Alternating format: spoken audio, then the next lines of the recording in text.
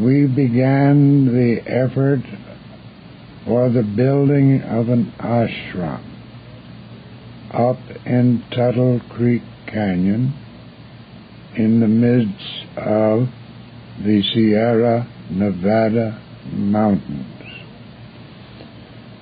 and met during summer or vacation periods when the students were able to come to render help, built a building out of rock in the form of a balanced cross. The symbolism of this was the emphasis of the principle of balance or equilibrium. This effort continued through most of the years up until 1950.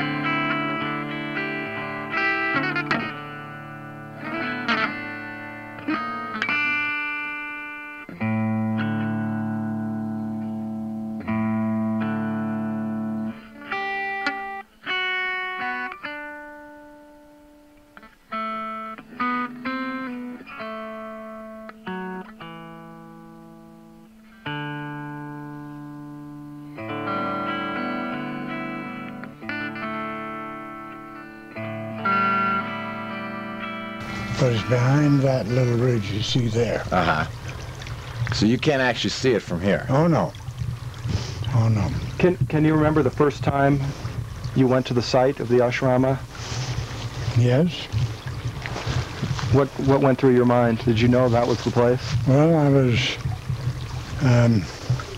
we picked, first of all, the portal. At that time, it wasn't developed. There's no road up. We went to the supervisor of the forest. He said that was reserved. But he suggested that we use some other canyon. Next, I went to the canyon north, then south. And the south had the qualities that were helpful. So we established it there. We got a piece of land, use of it from the Forest Service. with the obligation of making a building, in point of fact. And it's just exactly what we wanted to do. And we managed to do that. First of all, there was so much rock, you could make no progress without dynamite. And as I was the only one that knew anything about dynamite, I handled all of that. And that's something you cannot divide up among people with any safety. So, and I was the only one that knew anything about tempering of irons. And so that fell to me, be my activity. So, and art of tempering is a special art. You have to heat your iron to a cherry red after you have sharpened it, and then you dip it into water to get the first quenching. You withdraw it. There's a lot of heat in your iron. You watch the heat going down to the cutting point. First it is a light color, gray, and Used for drilling holes in granite for blasting. So you had to make the drill bits yourself? Well, we had the drill irons, but at the sharpening, you have to handle yourself.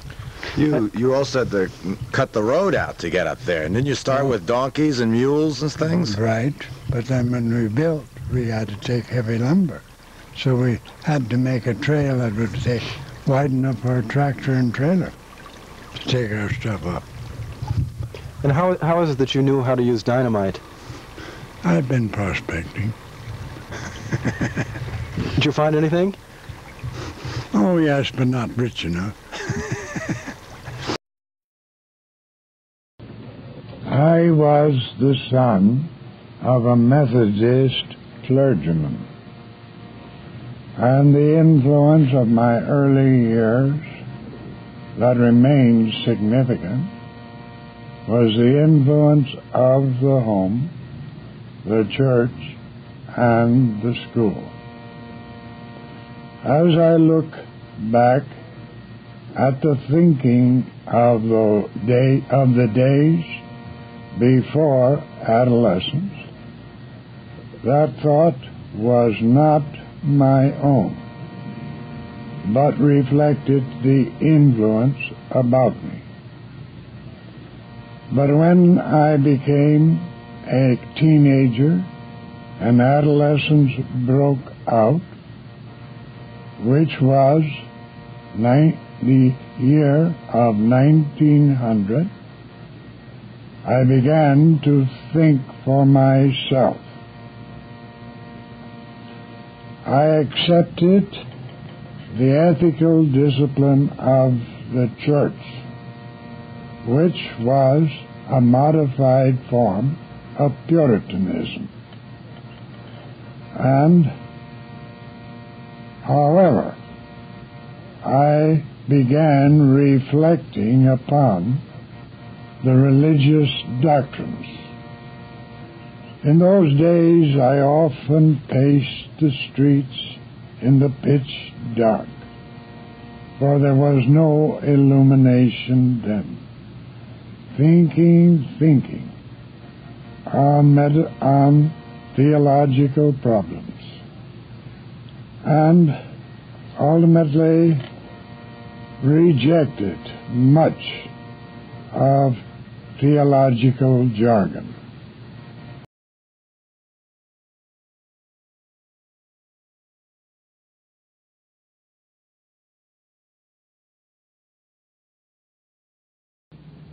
Long since have I learned that nothing is true merely because it is printed in a book, even though that book is venerated.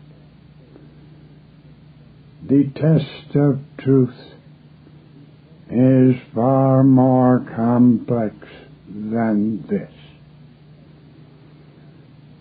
Oh yes, I respect that which men have honored, and that which men have tried to live by.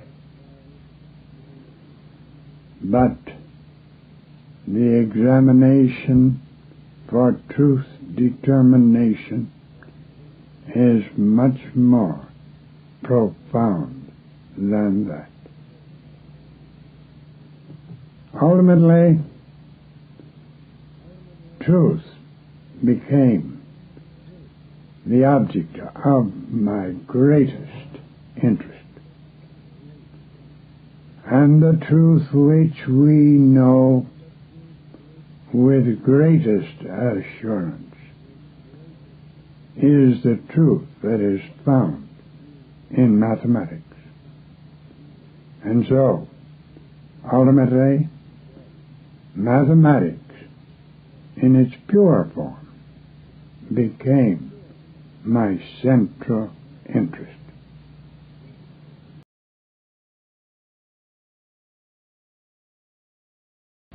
In my academic days, I majored in mathematics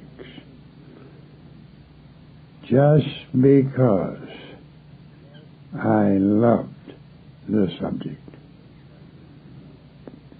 This proved to be a very happy period. At Stanford, I majored in the mathematics department, namely the pure mathematics department, for the two departments, applied and pure, were separate. At Harvard, I entered the Graduate School of Philosophy. The supreme event in the history of Western philosophy was the moment when Descartes said, "I think, therefore I am." Another influence entered into my life. One day, when I was in the post office of Palo Alto, I saw a sign of meetings of a Theosophical group. My curiosity was piqued.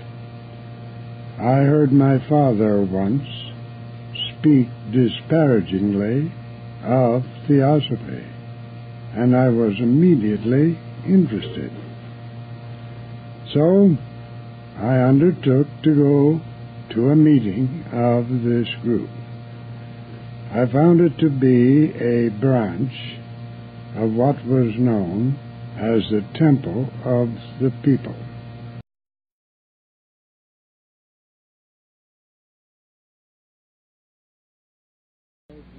When I completed my year of teaching mathematics at Stanford in 1914, I began the search by proceeding southward into the Santa Lucia Mountains, south of Carmel, California. But the motivation for my entering upon the search was not the consideration of the general suffering of humanity and other creatures. It had a more technical basis. It happened at the time when I was a student in the Graduate School of Philosophy at Harvard. At that time, I took some seminars and other courses.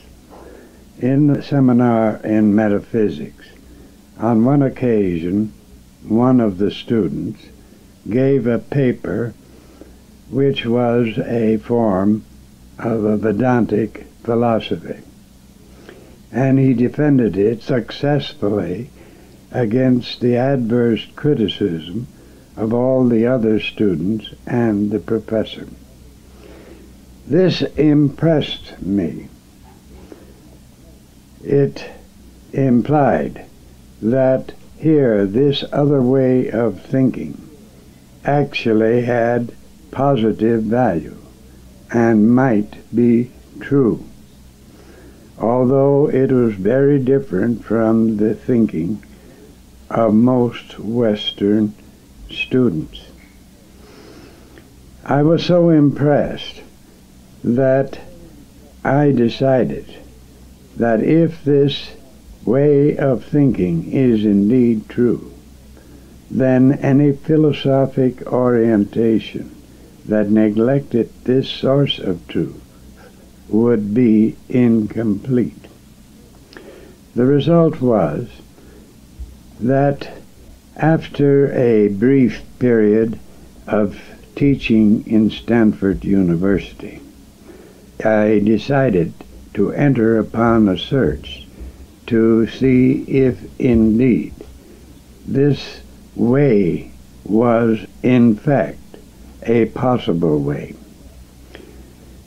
It required the withdrawal from the university world, which prior to that time was the domain towards which I was oriented.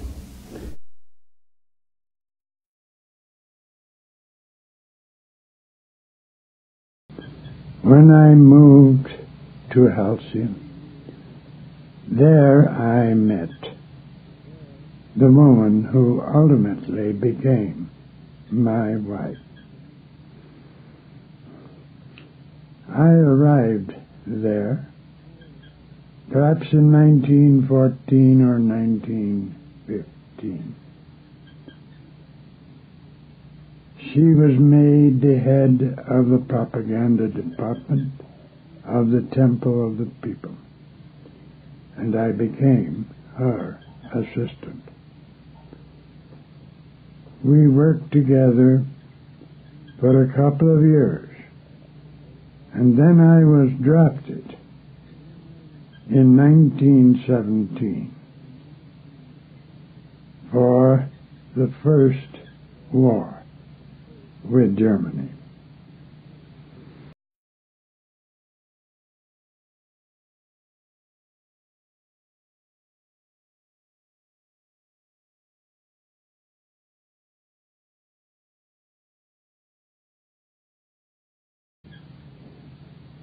During the period that I functioned as a soldier, she had become divorced. And when I returned early in 1919 to Halcyon, we were free to be together. And ultimately, on the 25th of June, 1920, we were married.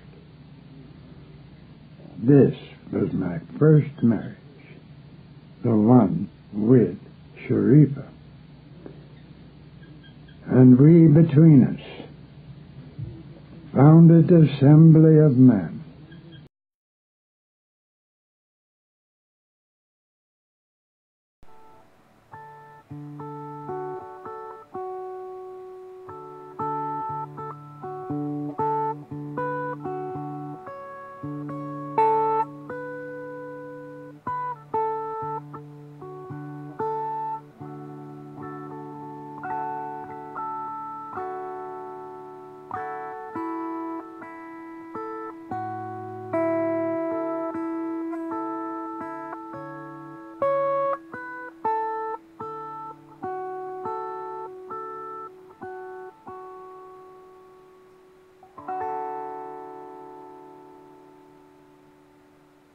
In 1928, I played a part as a appointed disciple of the Absolute to continue the work initiated by one called Yogi Rama.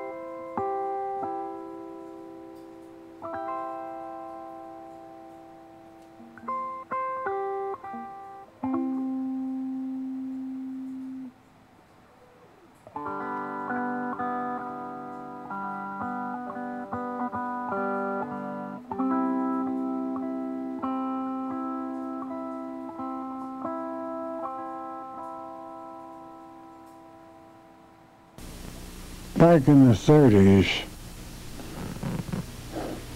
we had listened to, my former wife and I, an East Indian philosopher, and he said the spiritual center of any country is connected with the highest elevation in that country.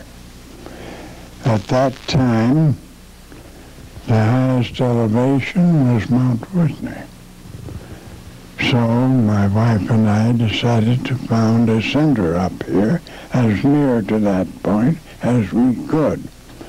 And that's what led to, we got the use of land from the Forest Service for that end, with the requirement that we had to put a building on it.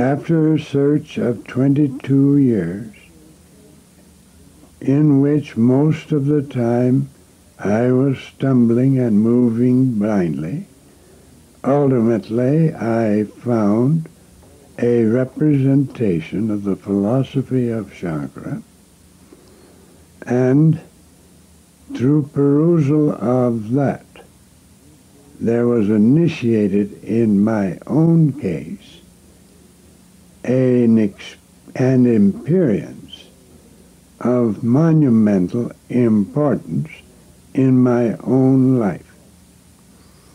It certainly had the value of enlightenment, not necessarily in the sense of a sensible light. As a matter of fact, it was not sensible at all, but it had a strong sense of a luminous consciousness combined with a very strong ananda, or state of bliss.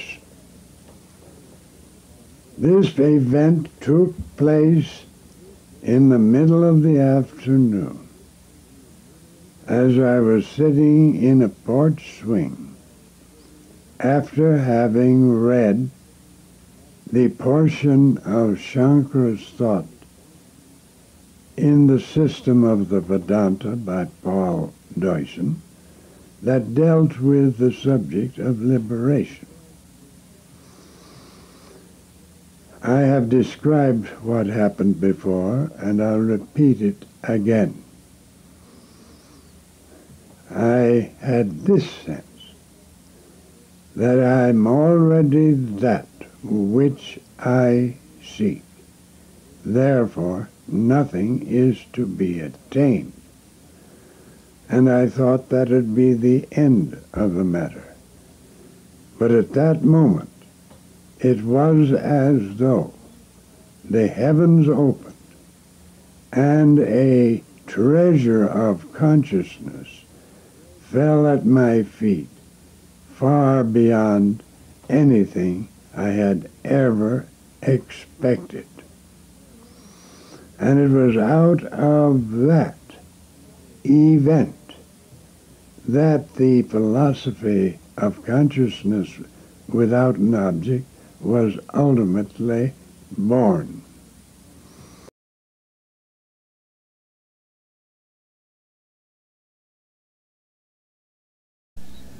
I felt the presence of the ultimate divine surrounding me on all sides. I also found that in principle, all the great metaphysical problems that badger us were already solved.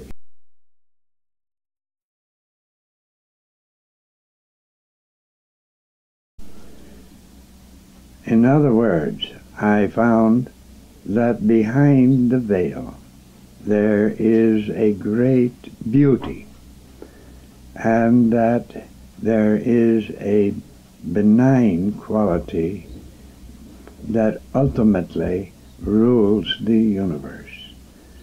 That the suffering and the mal features of this world are only an appearance on the surface. That beneath that there is a benign principle governing all. After a lifetime of thought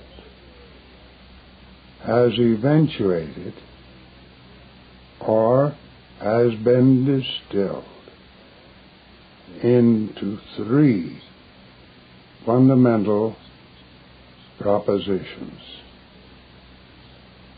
which are in their formulation very simple. And indeed, the point may be made that the attainment of essential simplicity is the most difficult achievement for thought of all its efforts. But when I speak of simplicity, I do not mean it in the sense of crude and incompetent thinking or of popular thinking, but rather in the sense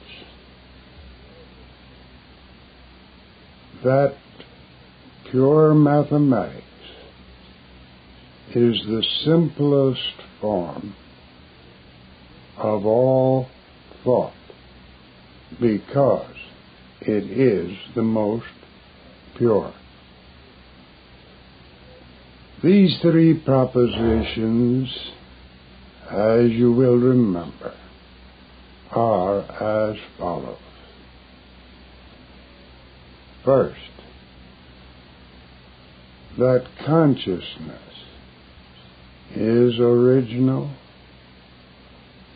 self-existent, and constitutive of all things. Second, that the subject to consciousness transcends the object of consciousness. And third,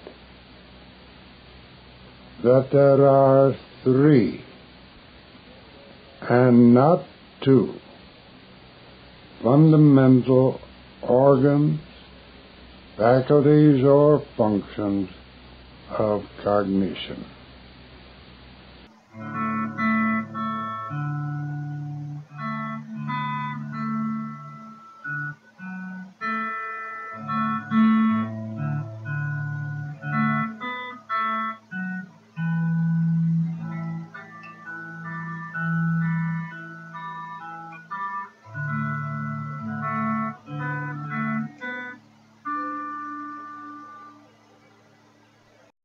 Now think of three terms: the subject to consciousness, the consciousness itself, and the object of consciousness.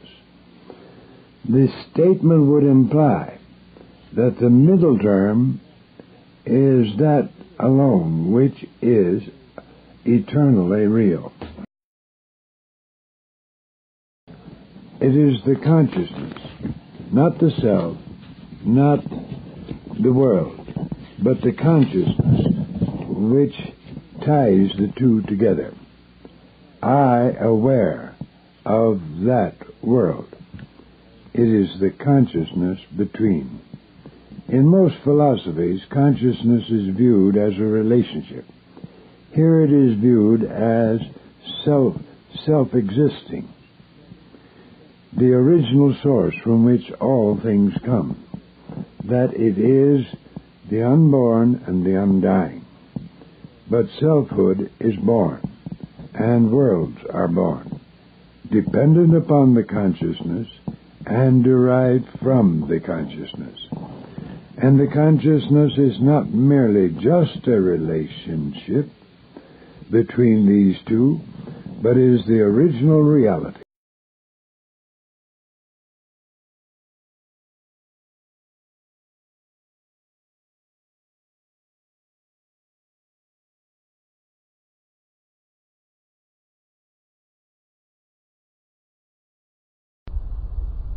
Then we have to consider the code by which the aspirant lives. And this may be defined, I would suggest, in the following form: to be very considerate of all other creatures, human and non-human. Even though he treats himself harshly, yet to treat gently all others, to respect their rights, to remove from them such suffering as he may be able to alleviate, to be concerned about their good, to be gentle, to obey the codes of the society in which he lives, the codes including the laws as well as the customs, except when they come into conflict with more important features of the code of the way. And the code of the way, I think, has been very well formulated by the great Buddha. It consists of non-killing, non-lying,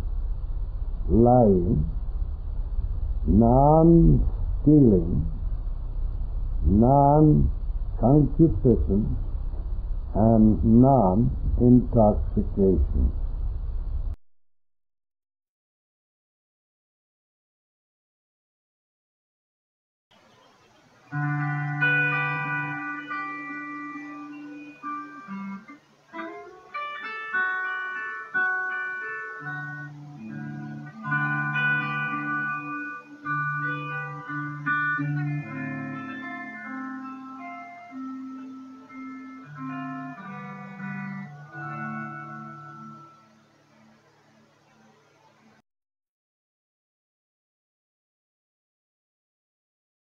In 1950, Sharifa was for the last time able to go to the camp in the Sierra Nevada, where we had been building an ashram. During the period from the latter part of 1950 up to 1956, Sharifa and I remained in San Fernando in the house that we had built there in the late 1920s and the early 30s. Sharifa had long desired to live near the sea, and we now had an opportunity to move to Santa Barbara. Sometime in 1958, she had deteriorated so far as to be bedbound, and ultimately passed in on the 23rd day of February 1959.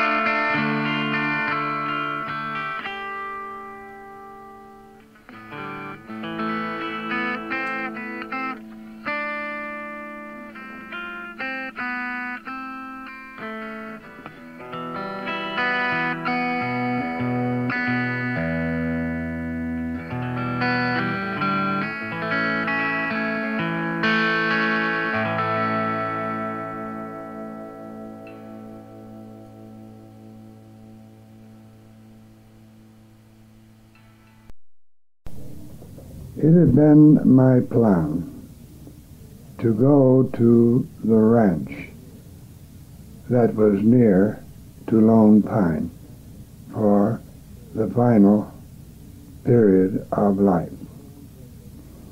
This ranch had been secured during the time we had been working on the ashram as supplementary to it. It consisted of nearly 430 acres on the alluvial fan of the Sierra Nevada. Not particularly good from an agricultural point of view or from the standpoint of the pasturage of stock, but it had some running water upon it, which rendered it possible to raise some items of food, such as fruits and vegetables.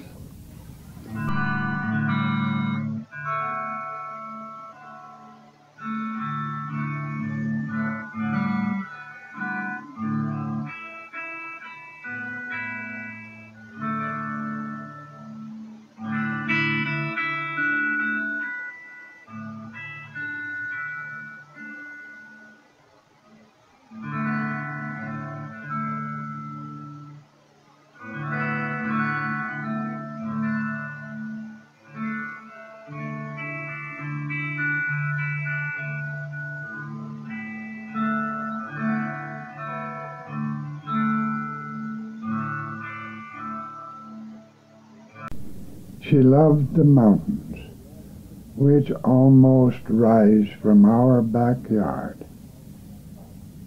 here in the Lone Pine area, where we live at 6,000 feet, near the top of the alluvial fan. She loved them, and she did not seem to mind the relative solitude in which we live. There are other associates on this ground at distances of up to a mile from us. They come to see us from time to time. But despite that, the larger portion of the life here is solitary. And that did not seem to bother her. Some temperaments would find it too difficult to endure. She was devoted to the work and to myself. All of this is an improbable combination. It was a matter of the very finest good fortune that we came together.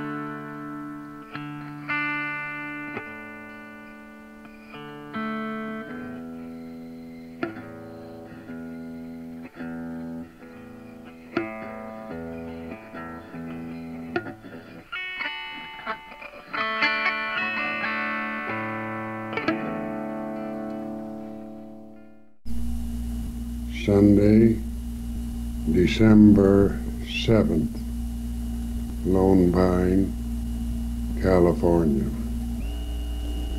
Everything that I have said and that I now say is subject to correction in the light of a greater knowledge and understanding, either that which may be in the future attained by myself or by others. Nonetheless, I will affirm and deny, as I now see the truth. But no one should accept it blindly, but only as it may appear to his intuition and understanding.